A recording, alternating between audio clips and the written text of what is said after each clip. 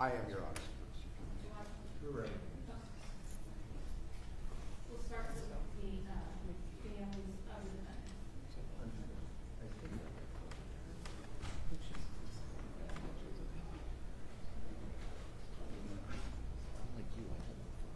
Hey Megan, are you having me in that? Yes. Do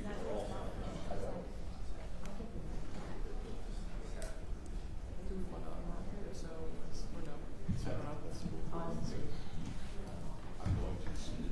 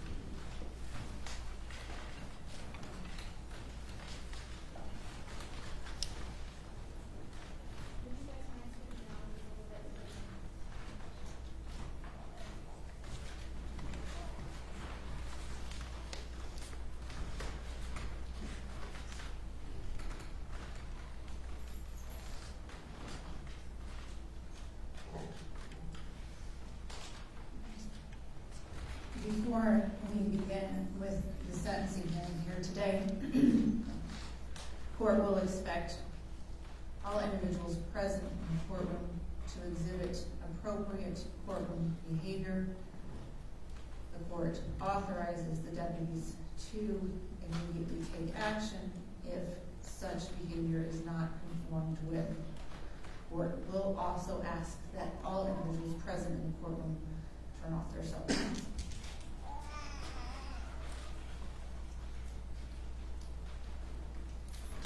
At this time, we are on the record in cases 2023 CR 1523A, the State of Ohio versus Braylon Smallwood, and 2023 CR 1523B, the State of Ohio versus Trajan Allen.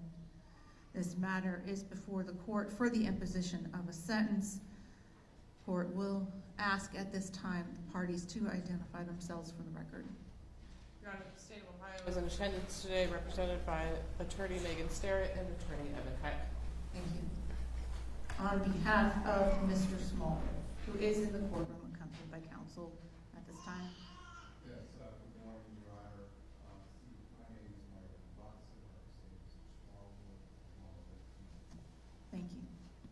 And Mr. Allen, on behalf of Mr. Allen, who is present in the courtroom as well. Attorney Eric Baltic on behalf of Mr. Allen. Thank you. On April 12th, 2024, Mr. Allen and Mr. Smallwood, each of you pled guilty to and were found guilty of the following offenses: 2 counts of attempted murder, felonies of the first degree, in violation of Revised Code Sections 2923.02 and 2923.02 ADB, each with a 3-year gun specification and each with a criminal gang activity specification. 2 counts of felonious assault, felonies of the first degree, in violation of Revised Code Section 2903.11A2D1A, each with a 3-year gun specification and each with a criminal gang activity specification. And 1 count of tampering with evidence, a felony of the 3rd degree, in violation of Revised Code Section 2921.12A1B. Additionally, Mr. Allen, you have pleaded guilty to and were found guilty of the following: 1 count of participating in a criminal gang, a felony of the 2nd degree, in violation of Revised Code Section 2923.42AB, and 1 count of having weapons while under disability, a felony of the 3rd degree, in violation of Revised Code Section 2923.13A2B. Before we begin today's hearing, I do want to advise each of you that the convictions for attempted murder carry with it certain requirements relative to the violent offender database. Specifically, there is a presumption that each of you are to be classified as a violent offender as defined by Revised Code Section 2903.42 with violent offender database registration duties for a period of 10 years after your initial enrollment in that database. You have the right to rebut that presumption by filing a motion with this court prior to our hearing today. To rebut the presumption, you must assert in your motion that you are not the principal offender in the commission of the offense that classifies you as a violent offender. You are entitled to a hearing on your motion. The presumption will be rebutted if you show by a preponderance of the evidence that you are not such principal offender.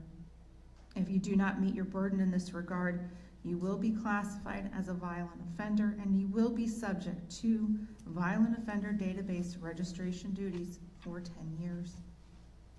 Despite the rebuttal of the presumption, the court may still classify you as a violent offender subject to violent offender database registration duties for 10 years after considering the following: whether or not you have any prior convictions of violence, and if so, whether such prior convictions indicate that you have a propensity for violence, the results of any risk assessment, the degree of your involvement or culpability in the offense at issue, and the court's consideration of public interest and safety.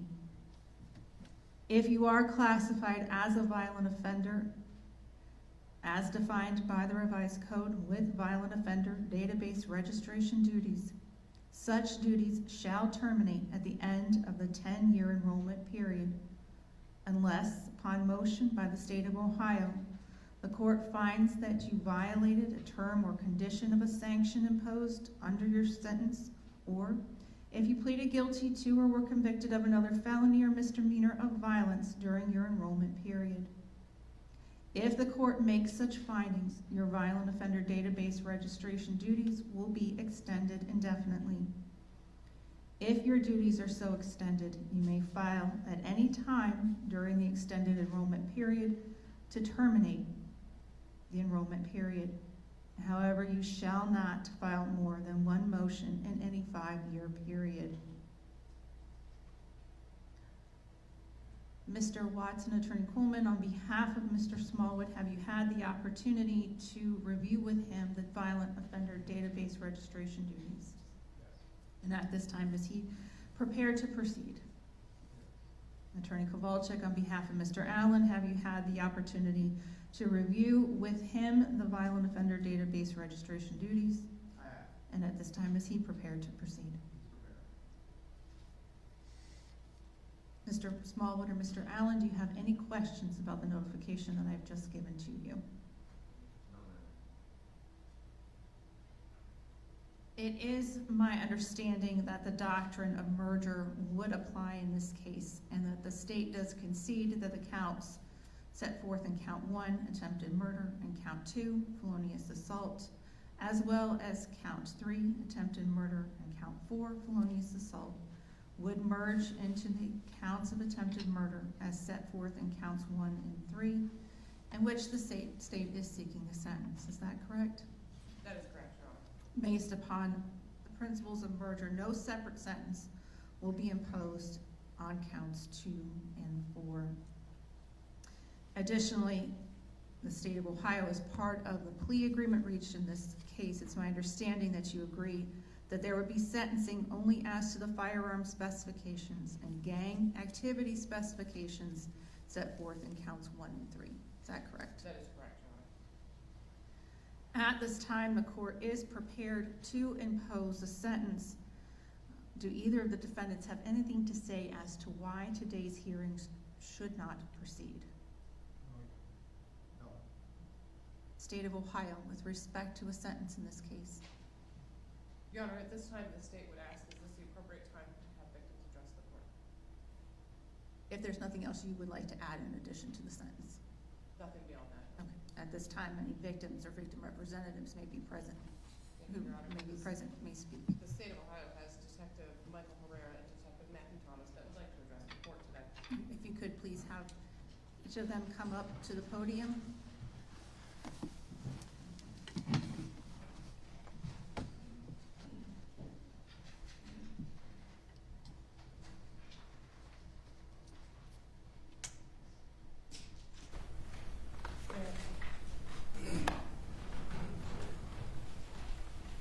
Good morning. You can just say your name Detective Matthew Thomas. at this time, anything that you'd like to present to the board. I'd request permission to use my phone. I tried to remember what I was going to say, but I couldn't That's fine. quite memorize it. I've thought about what I'd say in this moment for nearly a year now, and it's hard to put words into what Mr. Allen and Mr. Smallwood decided to do on June 29th of last year. These two violent gang members decided in a conversation amongst themselves to shoot at two police officers in broad daylight in a crowded parking lot. This brazen act not only put the lives of myself and Detective Herrera in direct danger, but also the lives of every other innocent bystander in the immediate area. They decided they were willing to end the lives of two people and take them from their friends and families. I thank God every day that nobody was seriously injured. I thank God that their planned intention of killing us failed. They failed. Not only did they fail in their plan, They failed themselves, and they failed their families. Their kids will grow up without their fathers, and their families will grow old without them. Their 14 combined rounds of gunfire changed the lives of everyone involved that day. I hope their families can reflect on what led us to this point. Such lengthy prison sentences should be reserved for acts of extreme violence, and in this case, this was truly an act of that magnitude. Myself and other detectives have listened to hundreds of jail calls placed by these two since their initial incarceration of June of last year. They've continued to show no remorse for their actions. Mr. Smallwood has expressed he feels we should apologize to him, and Mr. Allen has called himself a celebrity and bragged about his standing in the county jail to multiple women and fellow gang members, even going so far as discussing the creation of t-shirts with his wanted picture from the initial news articles. An example needs to be set that these actions are never okay.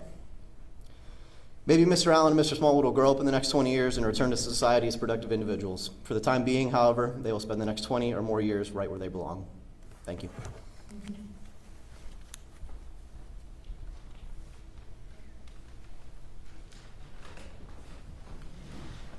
And then you could just say your name for the record, please.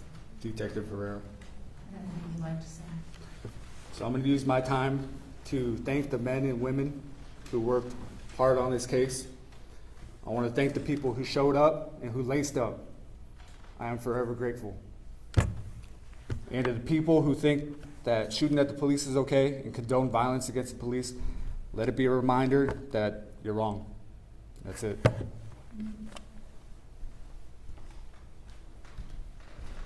Anything further from the state of Ohio? Your Honor, it's clear that these men did not become police officers to get shot at, but they became police officers to make a difference in this community. These defendants did show a complete and blatant disregard for human life on June 29th of 2023. So the state of Ohio asks that you impose the agreed upon sentence of an indefinite total term of 20 to 25 years, as was discussed prior to the plea. The state hopes that this sends a message to the community that this type of violence will not be tolerated. Thank you.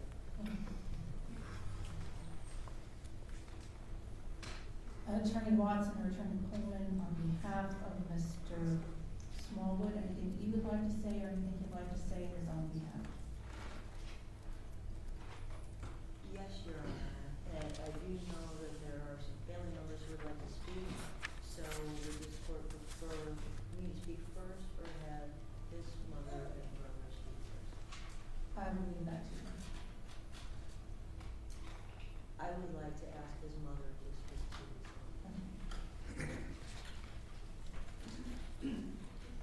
Is she? Yeah, you can have it.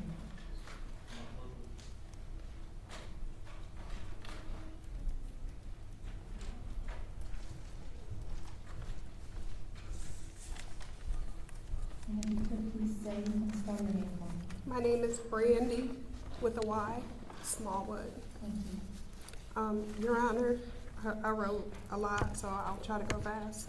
Don't go too fast because the court reporter is writing this down. Okay, sorry.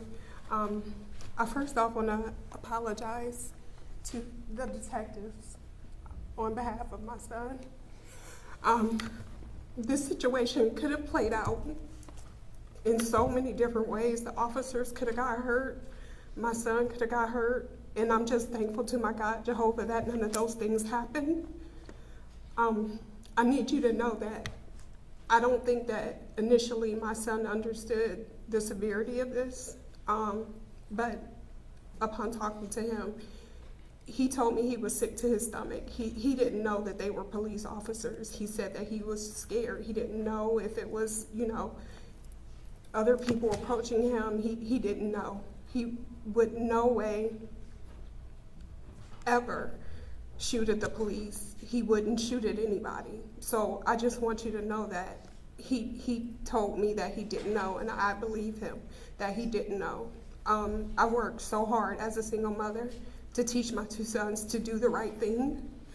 I worked that much harder with Braylon because his dad was never in his life.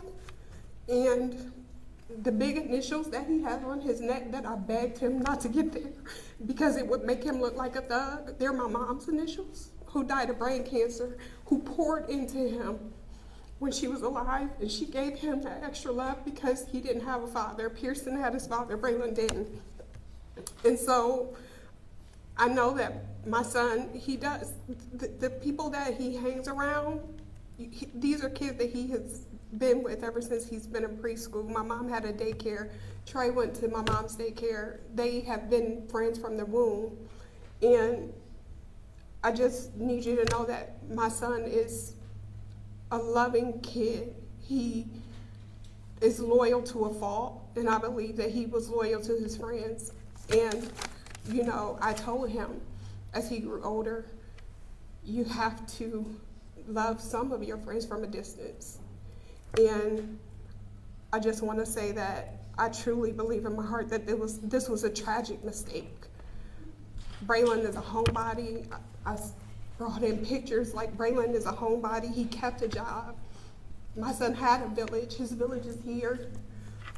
I mean, he graduated. I stayed on my son. When he had his daughter 2 years ago, he said, "Mom, I'm always going to be in her life so that she doesn't have to be raised without a father like I did." I just need you to know that my son doesn't have a juvenile record. He doesn't have an adult record. He was at the wrong place at the wrong time, and I apologize. It was a tragic mistake, but I know that he didn't purposely do it. And so I just plead with you, not only as a judge, but as a mother, to forgive him for this horrible mistake.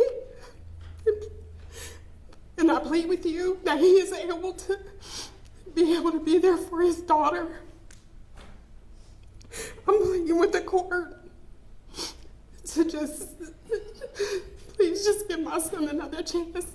I know what he did could have been worse. I know it. But I've been praying to my God, Jehovah, that this can be worked out. And I just pray for your forgiveness, and I pray for the detective's forgiveness. And I'm just praying for him to get one more chance, if that's possible.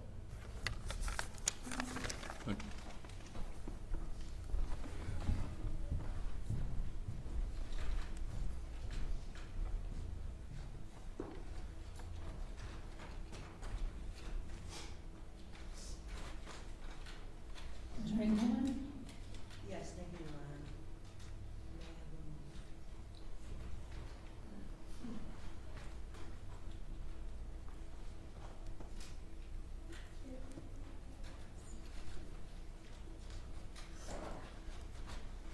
If the court would so indulge, Mr. Smallwood's piano.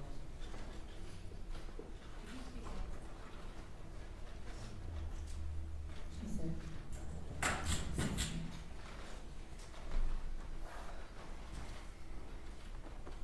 You could please say your name for me, ma'am? My name is Princiola Smith. Thank you. I'm Braylon's great aunt. Braylon and I became extremely close when my sister, his grandmother, passed away. He started to kind of look to me as his grandma figure because his grandmother had died. Braylon is not a bad kid. He's not a mean kid. He is so respectful, and he would do anything I asked him to, and he would listen. We'd have long talks, and he would take in the information that I would give to him and talk to him, and he was such a respectful, amenable kid. I think peer pressure and being in the wrong place at the wrong time.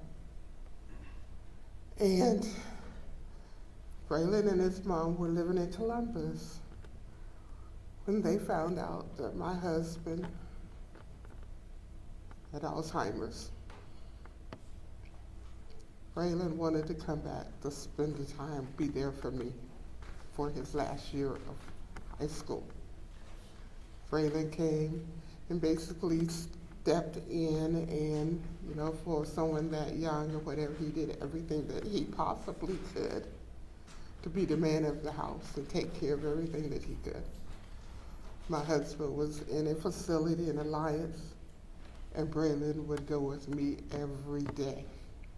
He would not let me make that trip alone or back alone because he knew exactly what I was going through. I just implore and beg, and I am so sorry for his involvement in this. And I pray for him. I pray that the detectives weren't hurt. I know that. I just pray for all these kids these days. They just seem to get hooked up into something and they just don't know how. But he's never been any trouble. He's always been a good kid, a good boy. I just please ask for mercy for him from this court. Thank you.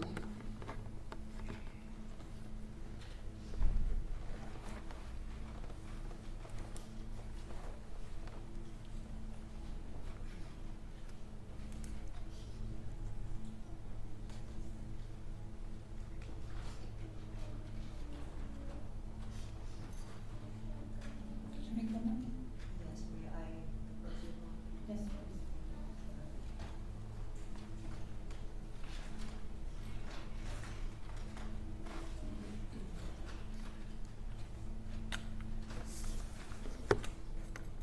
Thank you, Your Honor, for letting me speak on behalf of Mr. Braylon Smallwood. I have to be honest with you, this whole situation makes me cry. We are here on a tragic incident that could have been so much more tragic. And I personally thank God, Jehovah, that it wasn't more tragic. And I can tell you from my heart, I believe that Mr. Smallwood feels the same way. Yes, he took responsibility and told this court, yes, I accept responsibility. He was a young man, in my mind, barely over being a kid. He has known people in his life who were shot and killed. I'm not sure if I were him, if I wouldn't also carry a gun if I knew my friend had been shot and killed. I'm not saying that justifies carrying the gun. He's been described as trying to kill cops. And he absolutely recognizes now that these were police officers. But at that time, I ask you to put yourself in his position. He was in a car going to a funeral, but they stopped and bought some liquor. There were girls in the car. He's being described as trying to murder cops. I don't believe that this young man had any idea these were police officers. They were in unmarked cars, did not announce themselves as police officers, did not look like police officers. They looked like gang thugs. And perhaps that's part of the investigation into people who associate with people who might be in a gang. Mr. Smallwood has absolutely no criminal history before this incident. None. Zero. Not as a juvenile and not before this incident. It breaks my heart that it took this kind of situation to teach him when you shoot a gun, you might hit somebody. I believe with all my heart, he didn't mean to attempt to kill anybody. He didn't wake up that morning and I'm going to go kill a cop. He didn't wake up that morning and say, I'm going to go kill anybody. But he made a horrible, horrible choice and a decision to pick up that gun and shoot.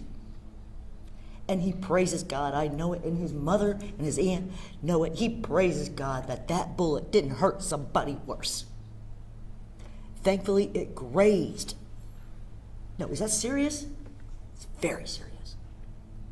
He's been described as a known gang member. There is no evidence of that. Zero.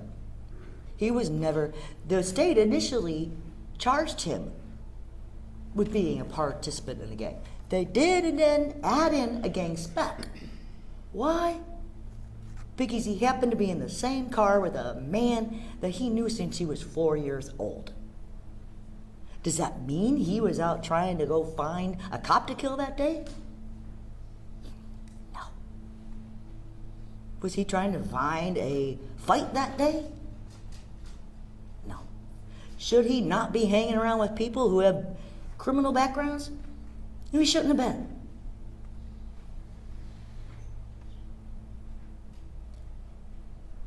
He shouldn't have been. If he weren't in that car that day, he wouldn't be here. He wasn't out looking to hurt anyone. But he acknowledges that he did. And if you shoot a gun, you might hit somebody. So before this happened, not one juvenile record, not one criminal record, 0. Did he have acquaintances who went the wrong direction? He did. Somehow he managed to stay out of that fray. He wasn't looking for trouble. But he admitted to this court what he did was horrifically wrong. Horrifically wrong. Before this,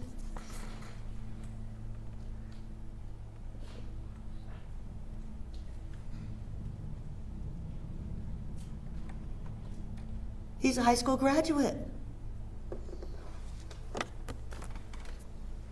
Family members who support him. You need to turn. Sorry. Proud. As his mother spoke, he's got a village who was trying to keep him on the straight.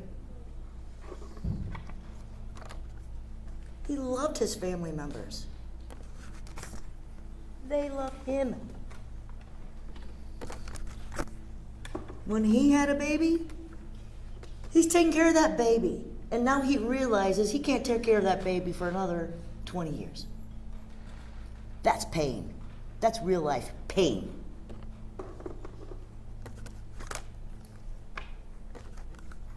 Here's his baby. Here's his baby. Here's what he's like with his family members.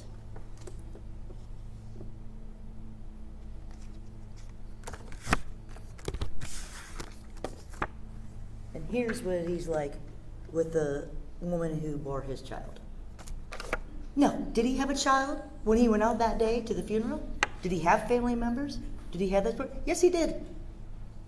Did he put all that at risk? I don't think he woke up that morning and said, I'm putting all this at risk. I don't believe he had any intent whatsoever to shoot at anybody. To call him a vicious, violent gang member is absolutely not supported by anything any of these officers could produce. 0. Was he associated with a man who had a criminal background? Yes. Did he make some really, really bad decisions as a very young man, barely an adult? Beyond horrible decisions. So what does it take in our justice system? Yes, we have to consider his background. 0. We have to consider the seriousness of this offense. Really, really serious. But we also have to compare it to what was his true intent that day. This is no drive-by shooting. This is no I'm out to kill a cop today. This is an I'm out to kill anybody today. I was riding around with friends, going to a funeral, picking up some liquor, when an unidentified car sweeps through, and guess what? I think I personally would be pretty frightened myself. And I pray to God that I wouldn't pick up that gun and shoot myself. He didn't have the intent to hurt anyone, especially not a police officer. And yes, we all agree and are grateful for the police officers who serve and protect our communities. You put your life on the line every day. We know that, and we appreciate it. Mr. Smallwood appreciates and knows that too. There is in no way, shape, or form he went out there that day with an intent to shoot a cop, much less an intent to try to kill that cop. But he understands, now, you shoot a gun, somebody might die. And thank God, nobody was hurt more than they were. And yes, He now understands he's got to take that consequence, because when he shot that gun, he put at risk lives. He understands that. He's admitted that to this court. Does the fact that, oh, hey, he's got a kid at home and people love him, does that erase what he did that day? No. Does it give some context about what a true human being he really is? Yes. And I would hope this court would consider that. He does accept responsibility for this. And, you know, we look at how much do we punish someone? What's the risk of recidivism? Did he have priors? 0. How can we rehabilitate this young man? He understands he's going to prison. What message do we really want to send as a society in the United States of America? We want to hold him to the same account as a rapist, a murderer?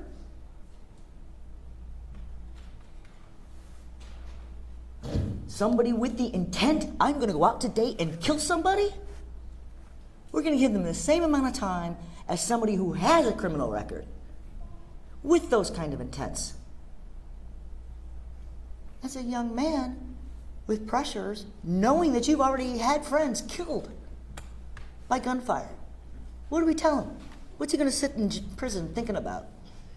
Hey, I did everything to avoid being part of criminal activity and violent activity until I made the just most horrific decision of my life.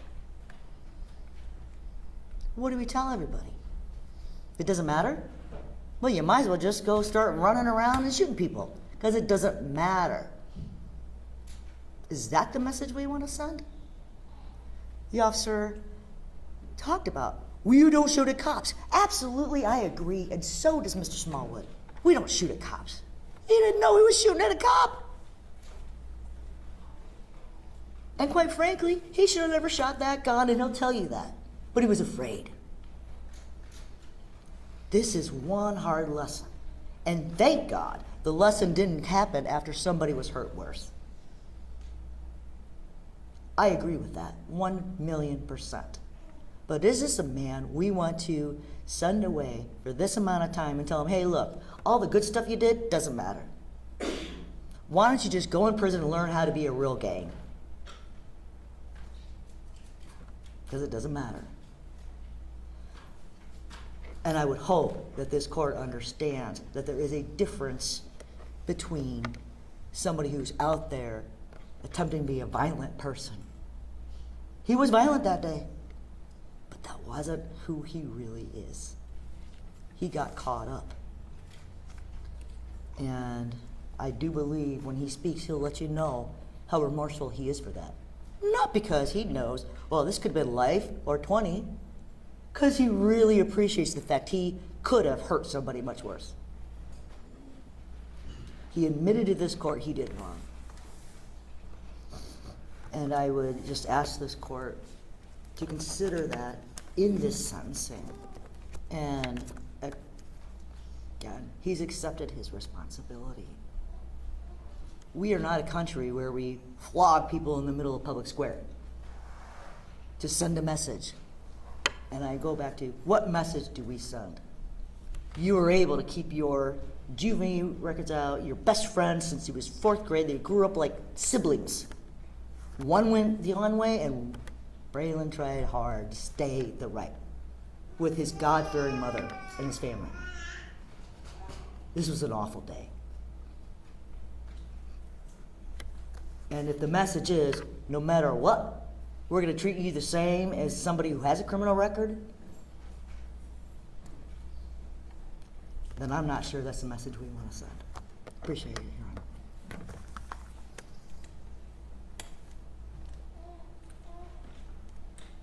Is there anything Mr. Smallwood would like to say on his own behalf? Make sure you're close to that microphone so we can hear you, okay? No, just stay at the table, that's fine. Where's the microphone? We don't have a microphone, Judge. There's not one at that table, Your Honor. Can you move that one up a little bit closer?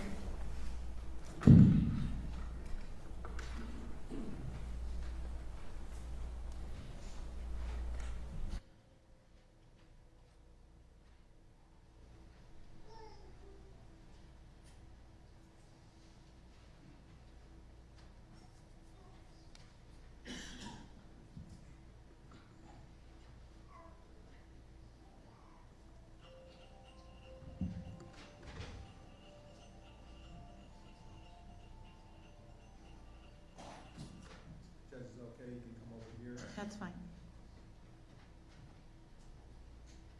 I really don't have that much to say, but I just want to make it known that we did not know that those two in the unmarked vehicle were officers.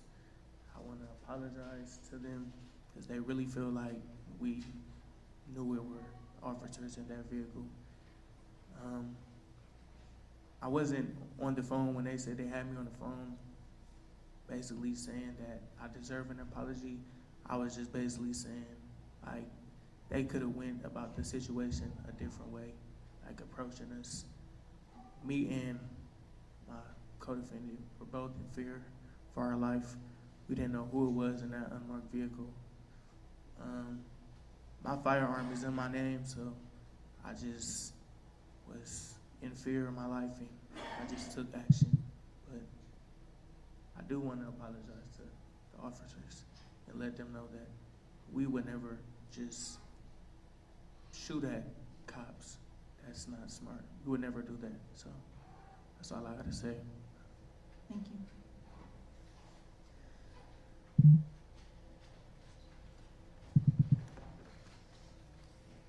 Attorney Kowalczyk on behalf of Mr. Allen. Mr. Allen does have some family members that like to say something, and I can prove with his mother. Yes.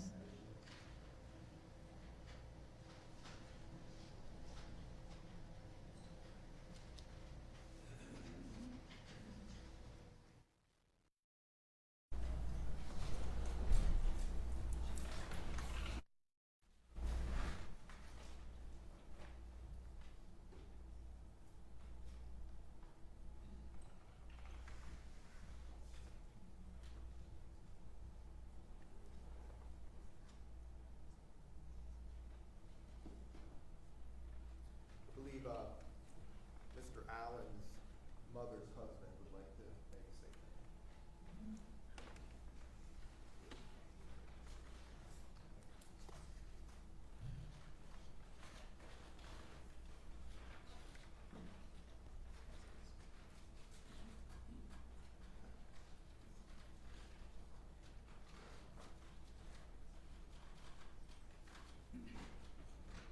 Good morning, Your Honor. Good morning. Could you please say the name for me, sir?